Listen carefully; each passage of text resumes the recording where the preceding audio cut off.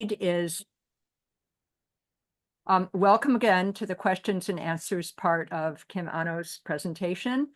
I just want to ask you all to take a look at our WEED website. We're rebuilding and updating our artist directory. It's almost done. And on October 1st, we're going to be launching our membership exhibition for 2024. So please keep tuned and watch it. And please consider supporting the WEED vision by clicking the donation button on our website, weedartist.org, or possibly we're also looking for new board members and volunteers who want to work on the monthly newsletter and who know WordPress and want to work on our website. So, and also organize programming. So we've lots of opportunities for female identified folks. All right, so now let's start the question and answer and just dialogue, whatever people would like. Let's see, let's go to the chat and see what we've got. Come on, guys, think of some questions. Yeah, or just raise your hands and Kim, tell us a little bit more about what you're doing in Berkeley right away. Okay, so we are in so Berkeley has no arts districts recognized by the state of California, just to be clear. And we are now, the state took it off pause, designating arts districts. And why is that important? That it's important because we passed AB 812, and you guys should look it up, but AB 812, within a half a mile of an arts district, allows for 10% of all affordable housing development to be artist affordable housing. 10%. Okay, so I just want to say that if you have a place that's 300 units, you're going to get some for artists, and artists are going to have a different kind of space. We're looking for taller ceilings, ventilation, a back door, that type of thing. And there are indexes for people who don't have that much money. There's a federal index you can apply with, and we hope to have artist affordable units on the market as soon as possible. And we've been wanting this for 10 years, and now we have the opportunity. So I'm just wanting to, that's why I'm holding the candidate forum, so that we can make sure our leaders have that in their bailiwick. We want them to push it forward. We know that we've had some of our most successful artists in Berkeley have been displaced. Mildred Howard, Michael Christian. Now the Fantasy Building, I don't know if you heard about this, but the Fantasy Building filmmakers who have like 5 Academy Awards, like been there 50 years, are now being pushed out in favor of biotech. And so we're trying to stop the bleeding and give people spaces. Great, thank you. Cynthia Hooper has her hand up. Hoop, yeah. Your presentation's magnificent. I mean, you're so voraciously creative and so omnivorous and international, and I see that your work requires so much organizational acumen to make it all happen, to go to, Borneo, or to go to South Africa, or go to Cuba, and hire all these people. And it just requires, I mean, it's almost mind-boggling, the level of organizational acumen you have to have, in addition to all of your advocacy work, your activism. I mean, can you speak of like the organizational sort of backstory here about how you make things happen? It's so fascinating. It's really cool. Thank you.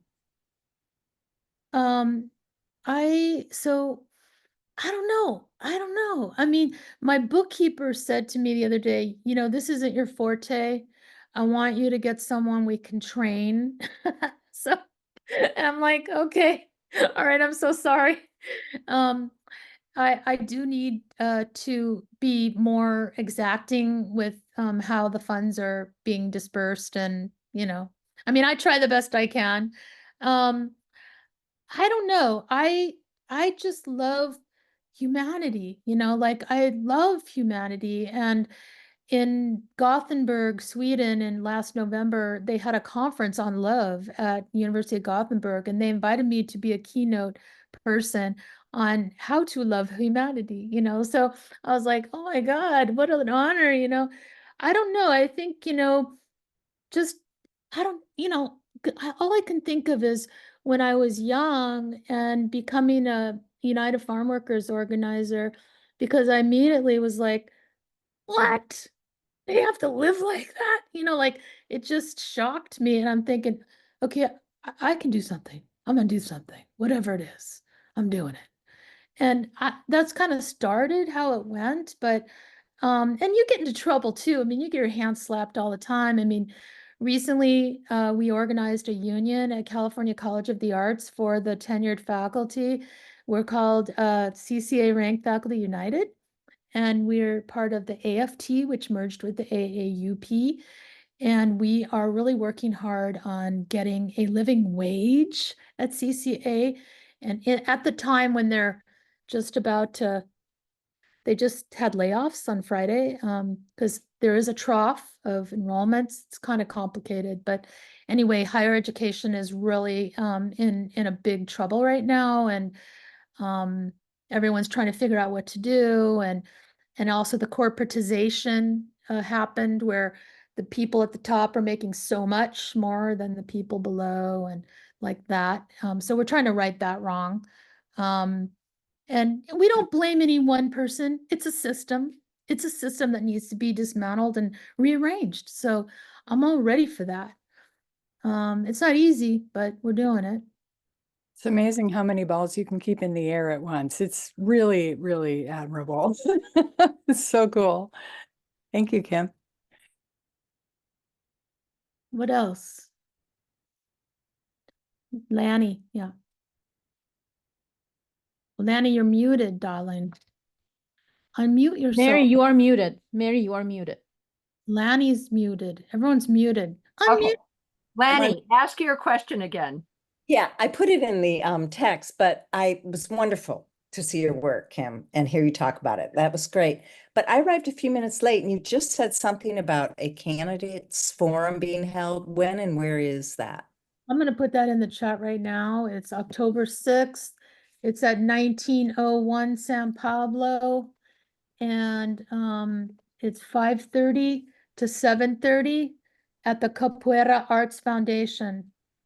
Okay, And can't be. that's where it is. That's what's going to happen. All the mayor candidates and the 2 District 7 candidates. Cool. Kim, thank you so much for your presentation. I've been in love with your work for so many years, since 2009, when I came here in the United States and learned about your work through VEED, that they had an exhibition. Forgot the place, but it was Sea level. Sea level, yeah. So it was, yeah, Mary also had a piece. So it was stunning to learn about your practice, and I'm so glad that I was able to, see your presentation. My question is that you are doing a lot of collaboration and work with a different community. Can you tell us a little bit more about your communication, your work process, how do you see in your activity or activism in this community is working? I really want to know more how much it's been changed, and how do you suggest to people who really want to collaborate, and how do you see that activism based on your collaboration you have done with so many different, there are communities that you work with.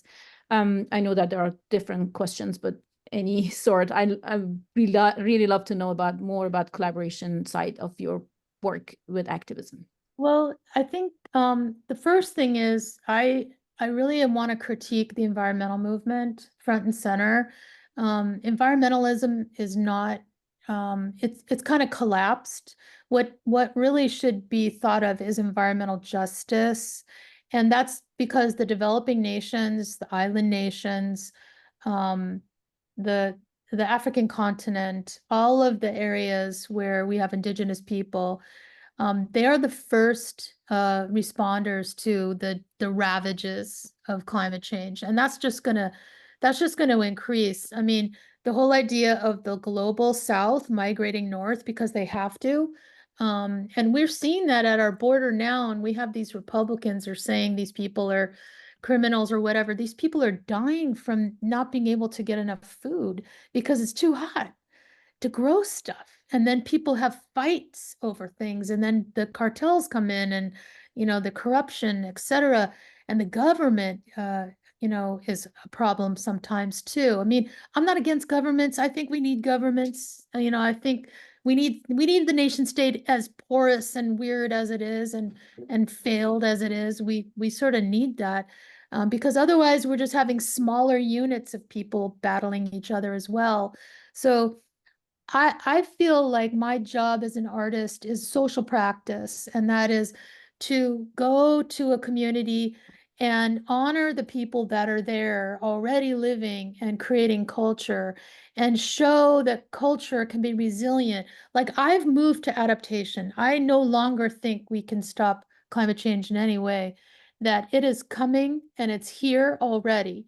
And so how can we adapt in a way that kind of gives young people something to look forward to, and some kind of community that they can relate to? So I'm often trying to work with people on their dances. So in Borneo, we've been working with the sword dance and thinking about the communities of Dayak and Kutai and other indigenous areas, and they all have sword dances, and we've concluded that in our film, and also we're trying to relate to animals. I'm more and more trying to think about animals in a way that I never had before, like, so it's people and it's animals, and I'm thinking like, I have to do something, and what can I do? Oftentimes I have to be really light and step back and not like insert myself too strongly. But then again, you kind of have to, at some point, you have to be the director of the situation.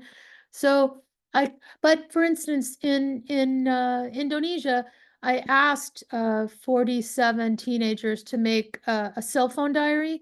And so they sent me all their diaries on how they get up and what do they eat. And the ones that are in Kalimantan are farming their parents' farms, and then they go to school.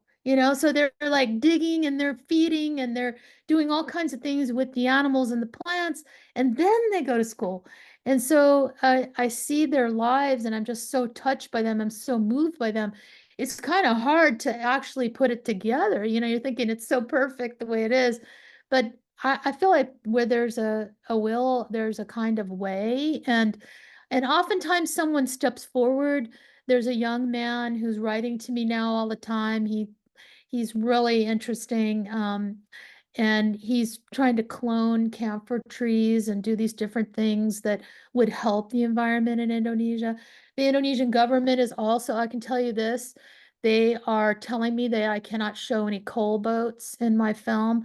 And I have all these coal boats. I have all these boats with coal dragging up the river. And you see that there's coal, there's nickel, there's palm oil. Those things have ravaged the landscape. Oh my God, it's shocking. And the government is constantly minding me and trying to, lean and look over my shoulder. What are you going to do? And same with the US government, who gave me the money. The US government is doing this too. They're like, you can't show the coal boats. They're going to be pissed and this and that. And we want you to just do fun, nice, uplifting things. So I'm trying to make something uplifting for them. And then I'm going to incorporate whatever I want in the dark parts later. Yeah. Louise Music, go ahead, Louise. Well, so grateful to be here tonight and to see everything that you're doing and how your work is evolving. And I echo what Lanny and Cynthia are saying about your work. Really amazing.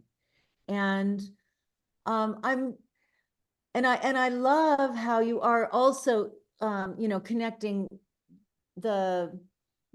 it all to like politics, to mayoral elections and that kind of thing. And anyhow, Anne Wettrick. And I'm just wondering, how can we it's so important, the way that you are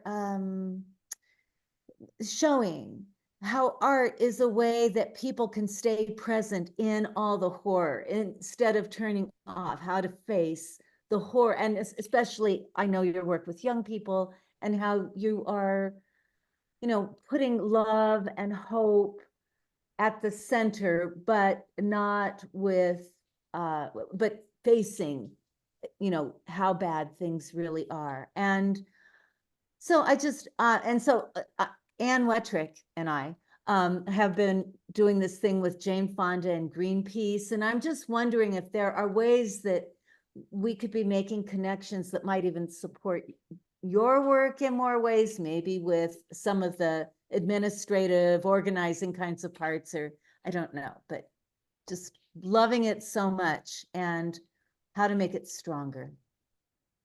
Yeah, Louise, put your email or email me again, Louise. I'd be happy to put you on my volunteer advisory board and we can go ahead. Wild Projects was founded in 2016, and we are a social practice, environmental justice organization, and we're growing. And I can't keep it together, Louise. So when you ask me that I need help, we are growing because we have so many people that want to be fiscally sponsored, that have ideas. And right now, I'm sponsoring the Queer Chinese Museum, which is the diaspora of Chinese people in the queer community who are being forced out or put in camps in China right now. So we're dealing with that. And then we have other projects. Yeah, many other projects. Yeah. Yeah, the Indonesia one, Louise, I could really use help on that. Yeah. Thank you for offering. I love Greenpeace. I lived in Louisiana at Baton Rouge. I was teaching a young college professor there, and Greenpeace came and chained themselves to the chemical plant. And I was like, man, I'm going. And I went down. It was like just 10 of us there to support them, but they literally climbed the stacks and chained themselves. And I'm thinking, where's the crowds? We didn't have enough crowds, but it was good that they did. Yeah. What other questions does anybody have? I think one thing I'm hoping is that we see that adaptation, cultural adaptation is possible and also imperative. This South African playwright, Tony Muyambo, is a friend of mine. He's a South African actor, and I brought him to Oakland for this project called Oakland Winter Live, and he performed as an ape, Kafka's Ape, it's called. And Tony is working with Fala Ofala, and Fala says, culture will either save us or destroy us. And that's really stayed with me, like really I think about that. And I think about the cellos in Sarajevo as the bombs are falling, or the kids are singing in the underground tunnels in the Ukraine, and the Palestinian children, the Jewish children, like how we can all be resilient and use culture to keep us together. Yeah.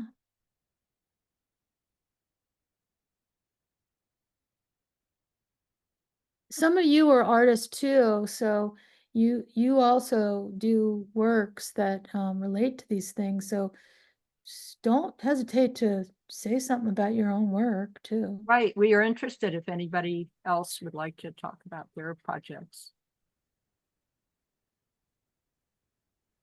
I mean, as we all know, we're all grappling with this incredibly tumultuous and dark a moment that also has high moments. So we have high and low, high and low, high and low.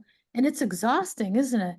Yes. It's exhausting, like, I mean, my friend is lost in, in Asheville, North Carolina. And we're like, did you hear from him? Did you hear? You know, like all night long, we're trying to get Susie's husband, John. And finally we got him, and they hired him as a first responder, and he's rescuing people, thank God. So we were thinking that he was washed out, but he's now in a rescue situation. So we're happy about that.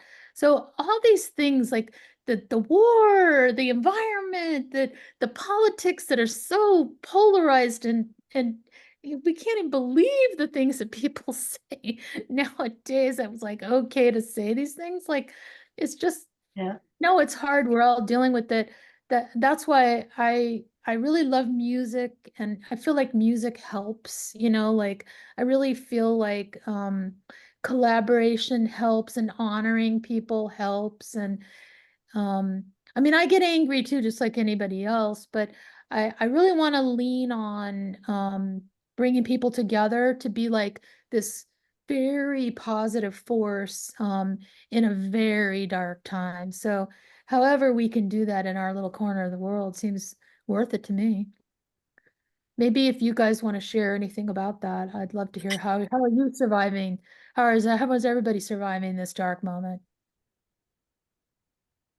Well, I'll talk. Hi, Kim. It's so good to see you.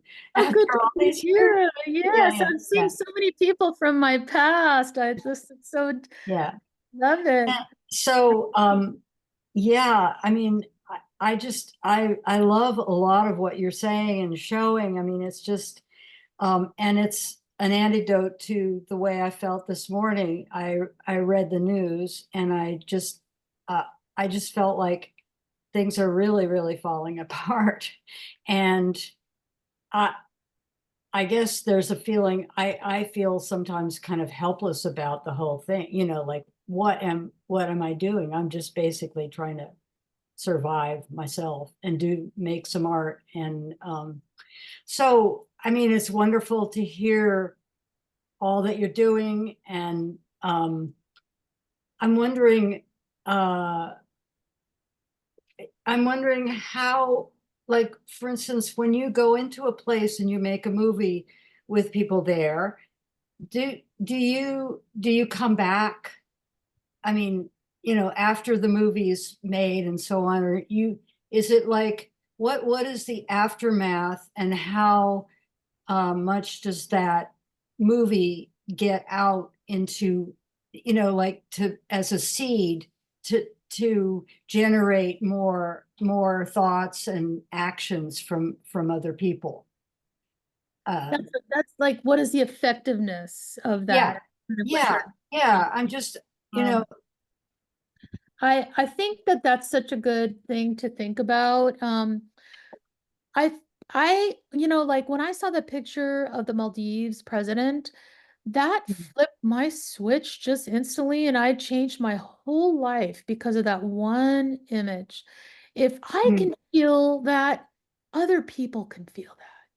You yeah, know, like sometimes it just takes a catalyst, you know, a pivotal moment, a spark, something that just kind of like splashes over your whole head, and immediately you're like clearer, you know? yeah, I don't know. I mean, my hope is that my work gets under people's skin, makes them think about it. My audience, I try to really like I started to show these paintings a lot, and I realized I mean, I have been showing my paintings a long time, like 35 years. And mhm, my audience got older and older and grayer and grayer. Even I'm getting grayer and grayer. And I'm thinking to myself, I cannot go out like this. I do not want to end my life or my career like that. I want to be where the young people are. And so not to degrade the older generation, of which I am one, but to yeah, create a bridge between races and classes. I want to say classes again and again because oftentimes it's so alienating in the art world where you're dependent on the ruling class who will, you know, pay a lot of money for your stuff. yeah, Um, I'm not saying don't do that, don't sell something. That's okay. Sometimes I sell a painting, I can make like a film for 6 months, like the sale of one painting. right, right, Of course, I am motivated to make the paintings, but that isn't where my audience ends. My audience only begins there in some ways. I want to be where people are going to be the culture makers and bearers, the next generation. And those people, those young people, they know that our generation did some really bad stuff to keep them in this situation and to bring about this situation. And so my way of reparations is to highlight their voices and to kind of really draw a line around them. And sometimes I even apologize. I sometimes I introduce myself. I say, I am so sorry that my generation did this to you, but I'm here to highlight what you're doing and hear your thoughts for the Yeah. future. Yeah. Yeah. Rainey, you had some thoughts in the chat. Do you want to say anything?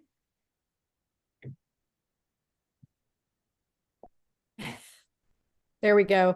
Hi, Kim. Any, I was Kim's student 20 years ago, and I've been away from 2002. I finished. Lord. Yeah. All these things feel like Oh yesterday. my It's God. Danny I know. DeVoto. It's like yesterday, Yeah, and it's just so, I mean, I feel teary-eyed to see where your work has gone. I'm so moved by it. And I was away from practice for many years, and I'm just back myself for 3, and it's the focus of my work. So it's super inspiring. Ah, thanks so much, Rainey Strauss. Any other comments? All right, well, I guess we'll close this wonderful, inspiring call to action. And this, as I mentioned before, Weed will be posting this on our website and weedartist.org, and we'd love to have you come visit and look under events. It's under archived. Our YouTube channel will carry the presentation, so you can share it with friends. So thank you very much for coming, and let's I give. also want to just tell people to go to cubafilm.com. My feature film, my first feature film is coming out. It's a feature documentary. So take a look at the trailer. Pray for me to get into a film festival soon to premiere. Oh, I could tell can- you that the festival circuit makes the art world look like kumbaya. I mean, there's nothing about the film world that's fair in any way, shape, or form. There is no fair. It just kind of reinforces why I rejected the industry in LA. Yeah. It's just what you thought it was. And that's what it is for documentaries as well as stage production. yeah. Kim, send us an email, and I'll put my email for our October newsletter, so we can put it in. Okay, great. Yes. And this is All right. This is my email. If anyone wants to be in touch, don't hesitate to reach out. Kim@wildprojects.org. Okay, so do you have it posted under that Yes, yes. site? Okay, great. Well, then I'll just go there and take the links from that. Okay, so thank you all very much, and we'll conclude our presentation. Wonderful.